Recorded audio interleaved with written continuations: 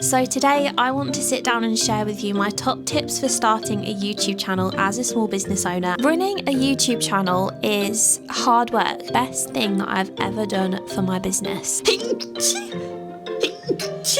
So since then, for the past 3 or 4 months, I've consecutively been earning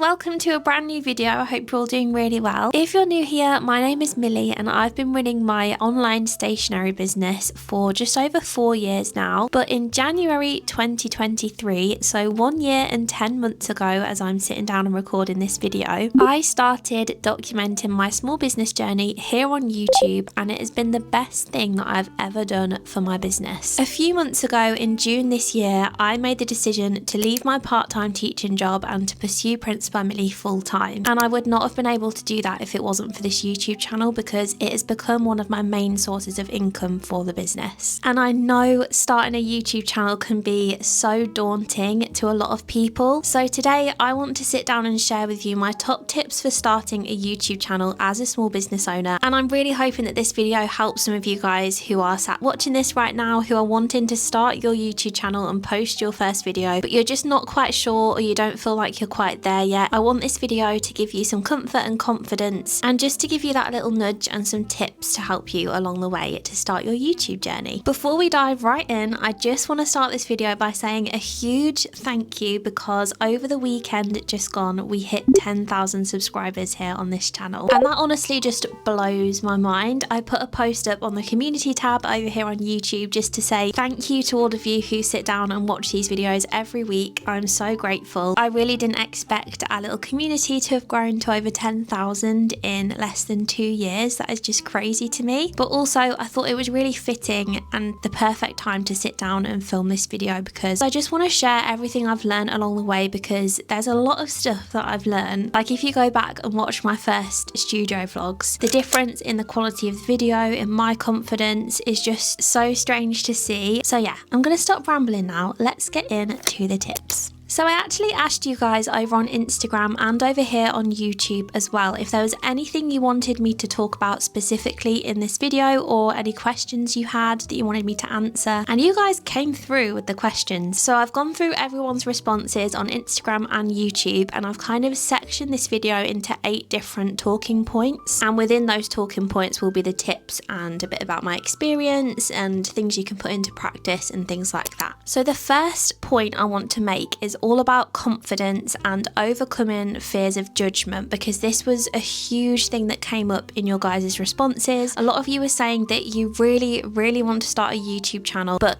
the fear of judgment is what's preventing you. And I do honestly think this is the biggest hurdle when it comes to starting your YouTube channel, because if you don't feel confident putting yourself out there, or you're scared of what other people will think, or if they'll be judgy, that is obviously going to affect how long it's going to take you to start your YouTube channel, because you're constantly going to have that in the back of your mind. But my biggest tip for this and how to kind of overcome it is to just constantly ask yourself why you are wanting to start this YouTube channel, why you want to post that first video, what do you want out of the YouTube channel that you want to start. And remember simply that your goal is to share your small business journey and to connect with your audience and your customers. I was guilty of this as well. I was quite worried about what people would think of me or how I would come across on the camera. But in the whole time that I've been doing YouTube, so just under 2 years, I've only ever had 2 or 3 negative comments, and they weren't even really that bad. And when you compare those comments to the hundreds, if not thousands, of positive, lovely comments that I've had the whole time I've been posting videos on this channel, it's just nothing in comparison. And I know it's really difficult to not think, oh, but what will people think of me? What if people I know watch these videos? But honestly, people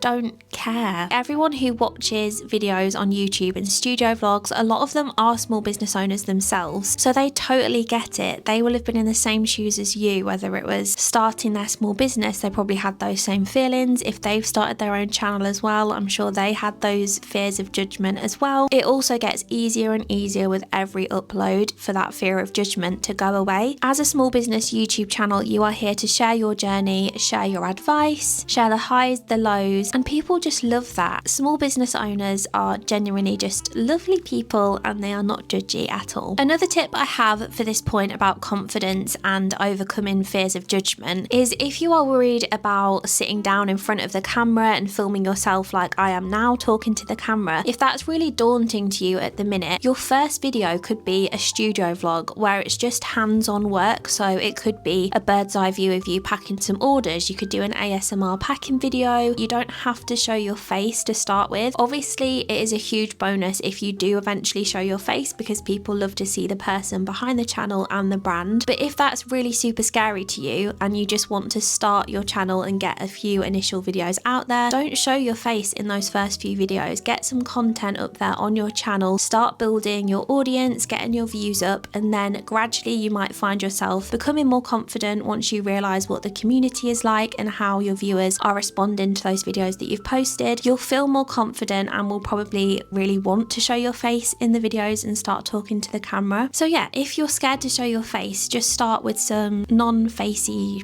shots and videos. I hope that makes sense. The second point I want to discuss with you guys, again, was a recurring theme in the comments and questions section, and a lot of you were wondering about finding the time to film and edit and how to stay consistent on YouTube as well. Running a YouTube channel is hard work. It is. It's dedication. Filming every week, uploading, editing every week. It is a lot. It's a lot of work, but it's so rewarding and it is so worth it. And I think that's what really motivates me and motivated me in those early days. And if I missed a video one week, I would genuinely be really upset because uploading to YouTube every week is just the highlight of my work week. I just love it so much and I've never seen it as work really. I am seeing it more as work these days, but I'll talk about that a little bit more later on, just because now my channel is growing and most of my videos that I post every week are sponsored, so you have the kind of businessy side of that to keep on top of as well, like sending videos and scripts over for approval, sending them the video before you put it live and things like that. It does get a little bit more stressy almost and makes it feel more like work, whereas the earlier days I would just film when I can, edit and upload, and I didn't have to worry about that side of things. Not complaining about that at all. I love posting every week and I'm so grateful to get the sponsorships that I get over here on this channel. I've gone off on a bit of a tangent now, haven't I? I also like how I said a little bit more about that later on and then I just continued to just tell you about it now.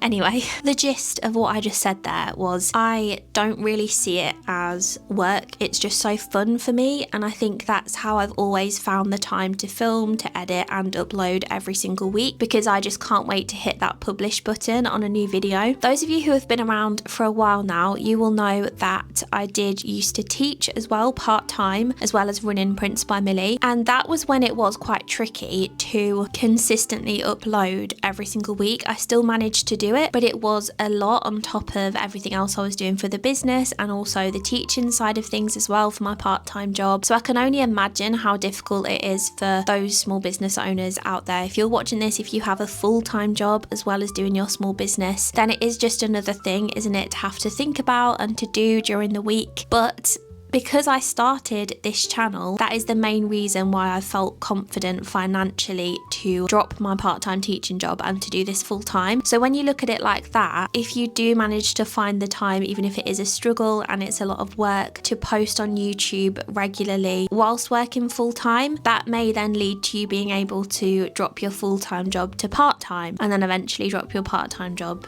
to no job on the side of running your small business. Does that make sense? So although it is a lot of work to consistently upload, it is totally worth it. And if your channel continues to grow and your community grows as well, your views get more and more, then it will likely become a really great source of income for your small business. A few other tips that I've noted down on my little notepad in front of me for this point of finding time to film and edit and also to stay consistent is, say if you are working a full-time job or part part-time job on the side of doing your small business. Film snippets throughout your week whenever you are working on your small business. So if you're just packing orders one evening, pop the camera on, pop your phone on a tripod, film it. And before you know it, you will have enough footage to create a vlog for the week. It's really surprising, like if you just literally pop your phone up or your camera up to film snippets throughout the week, it does really add up. And then if you can, towards the end of the week or at the weekend, sit down for an hour or two and edit that footage, and you will have your vlog ready to go to upload the next week. You've just got to kind of find solutions that are easy for you and your lifestyle and working around your job or your family if you have a family as well. Pop the camera on whenever you can and just put all the footage together. Even if you're not talking much in the vlog, at least you're staying consistent every week and you're not missing an upload. Point number 3 that I want to discuss with you guys is how often you should post on YouTube and your upload frequency. And as you've probably gathered from me talking in this video so far, I have consistently uploaded every week on my channel from when I started, but there's no one size fits all for this. That's always worked for me, although it has been a struggle in the past and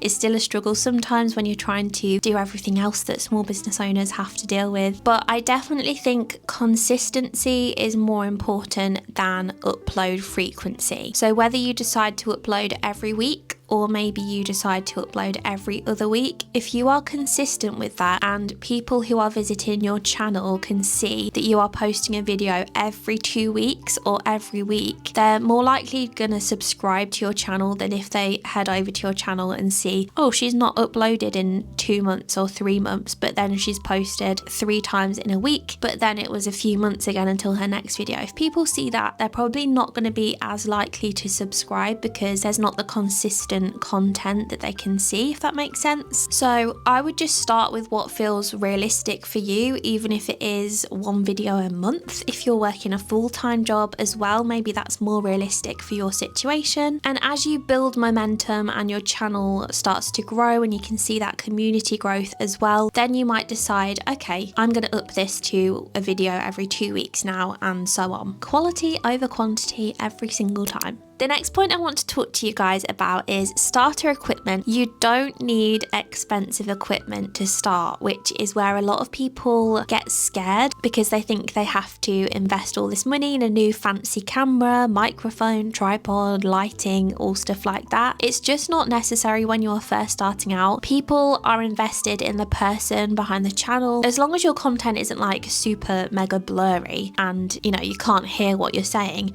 then you're all good pretty much. A good smartphone like an iPhone or Android users as well, as long as you have a good smartphone and natural lighting, or you can buy a cheap ring light off Amazon, you're all groovy. Of course, if you want to level up then after a few months or however long you think, okay, this is going well, I'm really enjoying it, I'm going to buy a camera now, you can level up with a new microphone as well that you can attach to your camera and all things like that. That's great, you can do that further along down the line, but when you're just starting your channel, you don't need all that stuff. You can just start with your phone and natural lighting. It's much more important to focus on your content and your authenticity than it is to focus on what gear you've got to film your YouTube videos with. Under the umbrella of equipment as well would be editing softwares, and I know there's a lot of free great editing softwares out there such as iMovie if you are a Mac user, or there's CapCut, which I actually use for Instagram Reels and things, but I know a lot of YouTubers use that for their YouTube videos as well. Personally, I use the editing software Final Cut Pro, and you do have to pay an upfront payment for this when you first download it. I think it was like 200 and something pounds. I'm not sure what it is now. If I find out, I will put it on screen. But I absolutely love Final Cut Pro, so I would recommend that for when you are further down the line, or if you found that you really enjoy posting content on YouTube. But when you're first starting out, a free editing software I think is a good shout, because you don't know yet how you are going to feel about posting on YouTube, whether you can stay consistent, whether it's something you enjoy, or you might realize that you don't really enjoy it. If you are unsure where to begin with all of this stuff, like finding equipment, learning the basic editing skills that you need to create YouTube content, then that is where our sponsors of today's video come in, Skillshare. Skillshare is an online learning platform with thousands of classes on topics perfect for small business owners such as graphic design, photography, illustrations, and even YouTube essentials. If you are just getting started on YouTube, Skillshare has a learning path called Grow Your First YouTube Channel, which takes you through 6 consecutive classes on finding a niche, how to speak confidently in front of the camera, making engaging content, editing, and more. The editing process in particular can be really daunting when you're first starting out, but it's really not as scary as you think, especially if you're being guided through the process. Like I mentioned earlier, I use the editing software Final Cut Pro, and Daniel Nwabuko's class, Edit for YouTube Video Editing Basics in Final Cut Pro, is packed with tips to help you create polished videos that look professional, including how to add transitions, graphics, and animation to your videos. Skillshare is perfect for busy entrepreneurs because the classes are bite-sized and easy to follow, so you can learn at your own pace. Even if you only have 30 minutes or so for your lunch break, you can easily get through a couple of lessons in that class because some of them are only literally like 5 or 10 minutes. And you guys watching this video can access these classes completely for free because the first 500 people who click the link down in my description will receive a 1-month free trial of Skillshare. Thanks so much again to Skillshare for sponsoring today's video.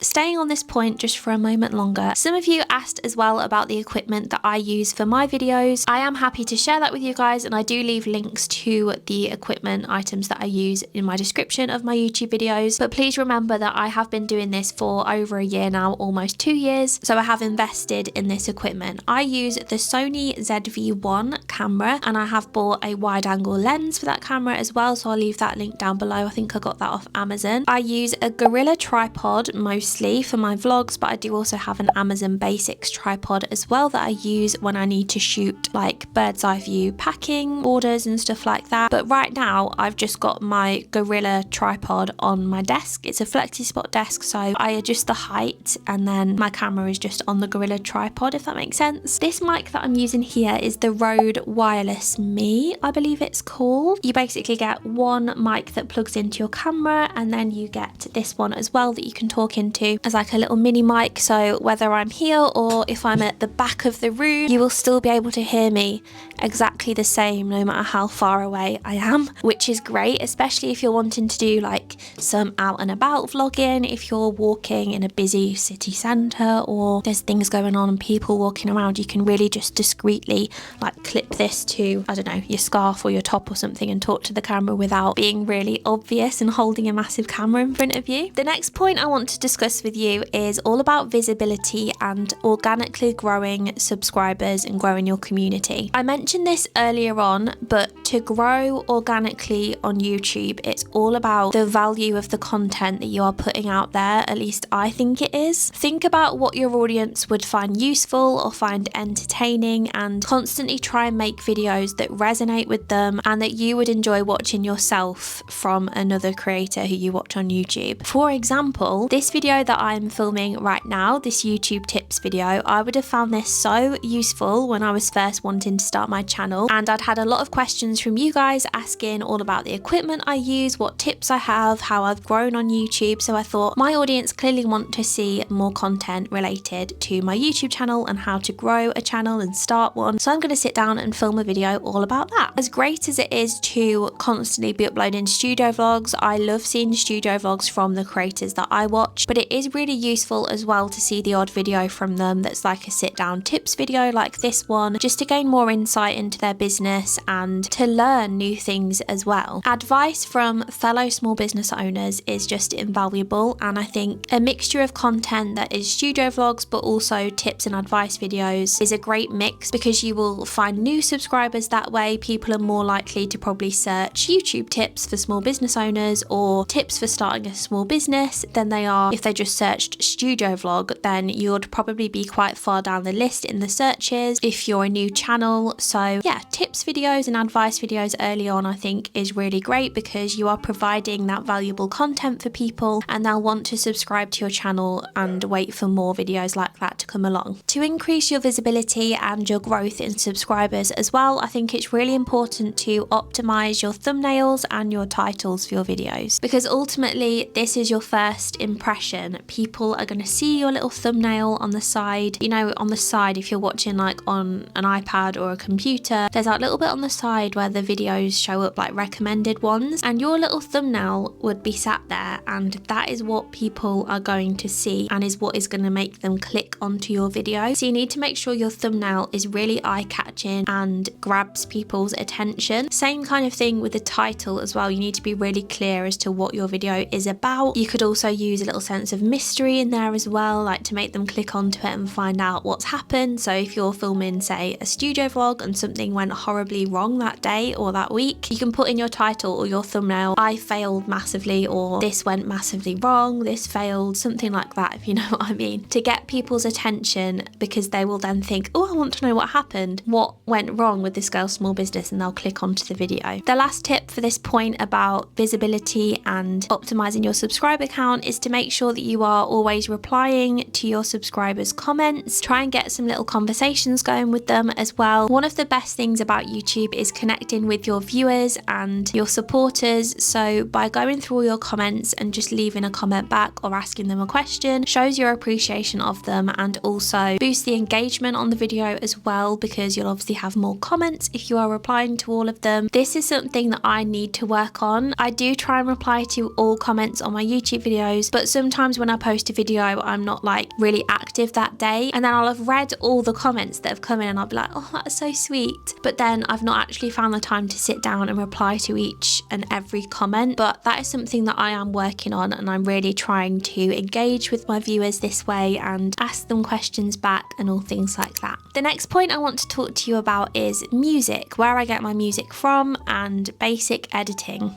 Quite a few of you guys asked about where I find the music for my YouTube videos and how to avoid copyright, because on YouTube you can get copyright strikes on your channel if they find that you've used music that you don't have the rights to in your videos. So you couldn't just make a video and put, I don't know, Beyonce over the top. Like, it doesn't work like that because you don't have the rights to that music. So I use the royalty-free platform Epidemic Sound to get all my music for my YouTube videos. It is a monthly subscription, or you can buy it for the year up front, which is what I do because it brings the cost down per month. Epidemic Sound is great. I've never even looked at using a different platform because I just love it so much. They have music for every mood, every genre. You can filter it to music that has vocals or just instrumental. I just love that you can filter the selection of music that comes up so much, and also you can get all your sound effects on there as well. So all the like little clicks and all the aesthetic sounds that you hear in my videos, they're all from Epidemic Sound. As for editing, don't overcomplicate it. You don't need to do any massively fancy edits for studio vlogs or small business content, because like I've mentioned a few times, people are watching you for you and to join you on your small business journey. Obviously, little editing quirks like sound effects and typing and the use of colouring throughout your videos, like with font colours and stuff like that, is all aesthetically pleasing, and that is a bonus. Obviously, if you do want to learn those editing skills and how to do that, then that's great, but it's not essential and it's not going to make or break your channel. Simple cuts and transitions are enough, and there are loads of classes on Skillshare for this, so whichever platform you are using to edit your videos, you will find a class for that on Skillshare, so you can learn the basic editing that way. Or even if there's a really specific thing you want to know, like if I see something in someone else's YouTube video and I think, oh, I'd like to do that in mine, but I'm not sure how to do it, I will literally just go onto Google and search how to do blah blah blah in Final Cut Pro, and there'll be a YouTube video for it. Don't stress about the editing process, just start simple, and with every video you will improve. So quite a few of you asked over on Instagram and YouTube about how long it takes to see progress when you start a YouTube channel. This is a really tricky one because obviously every channel is so different, so I can only talk from my personal experience, but I think it would be really useful for those of you who are watching this video to find out how exactly my channel grew and some of the stats behind that as well. So that's what I'm going to discuss with this point. So firstly, we'll talk about subscriber growth and community growth. I uploaded my first video on January the 5th of 2023,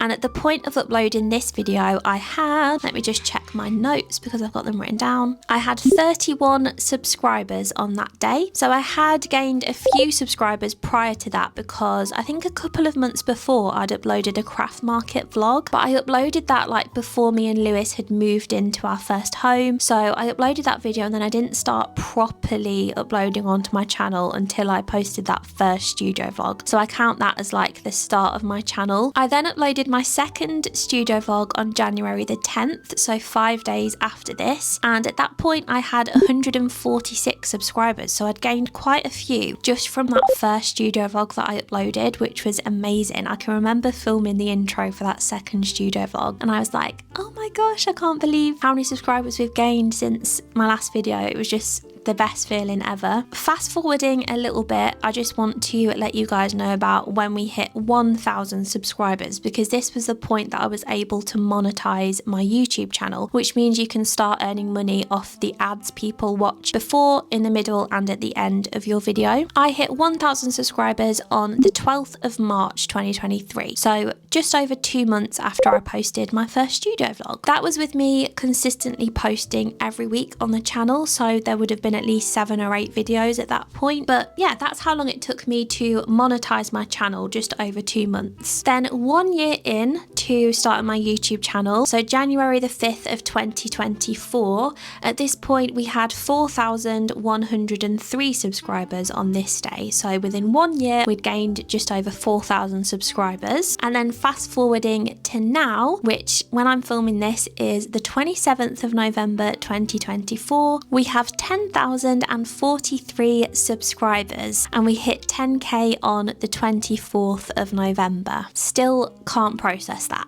So again, every channel is so different, but I just thought that might be interesting for you to see an insight into the stats of my YouTube channel and the growth that it's seen in terms of subscribers. As you can see on this graph here, my growth on YouTube has been quite steady. There's not been a massive peak in subscribers. It's just continuously grown and grown, which I think is the best way to do it, because if you have spikes in subscribers, it's often because a video has gone viral or something and people are subscribing from that video. But then if you don't create videos exactly like that one, then people might unsubscribe if you're not consistently posting videos like the one that went viral, if that makes sense. Obviously it's great when videos do go viral and you have spikes in subscribers and things like that, but I suppose what I'm trying to say is just there's less chance of people realizing that they're not really enjoying your content as much or things like that and then unsubscribing. And then in terms of sponsorships on YouTube, so that is where a brand will sponsor your video, like Skillshare have sponsored this video today, and essentially they will pay you a sum of money to sponsor that video and for you to talk about their service or their product. I'm not going to go into too much detail about how much I do earn from YouTube, because obviously that is quite personal and it does change every single month. Like, it fluctuates like this. Some months are a bit better than others, some are a bit worse than others, but the money that I get from YouTube AdSense, which is where people watch the videos before, in the middle or at the end of your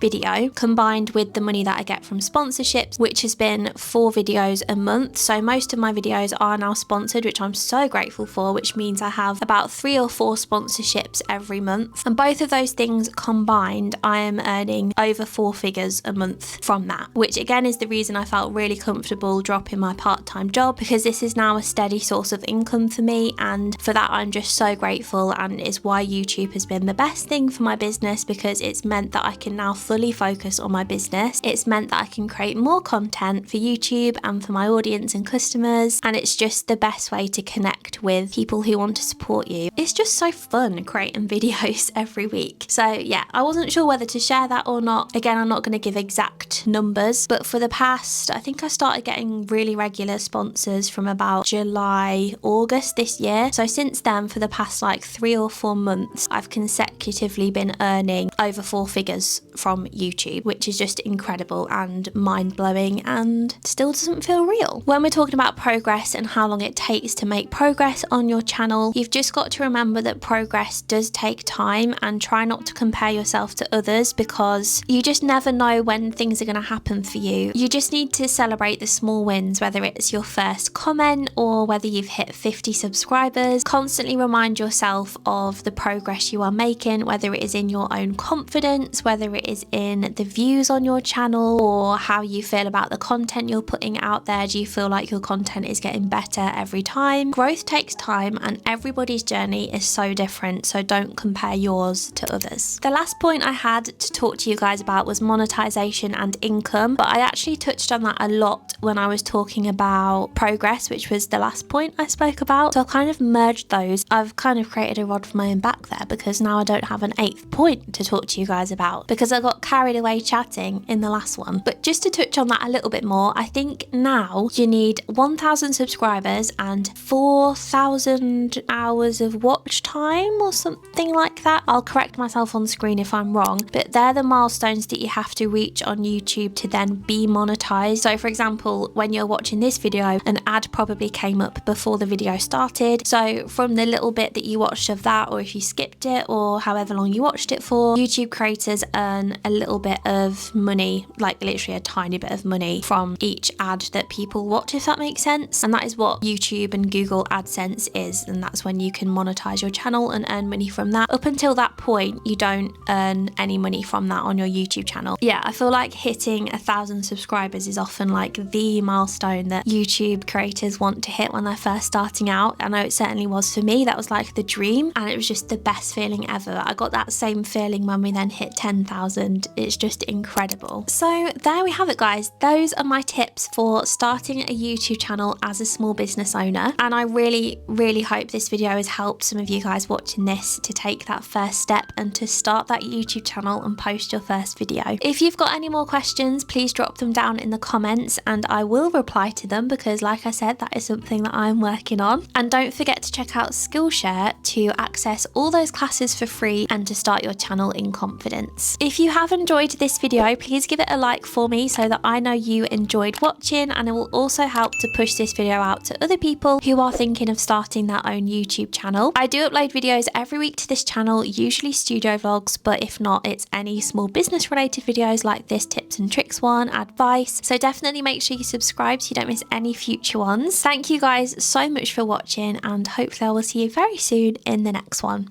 Bye guys.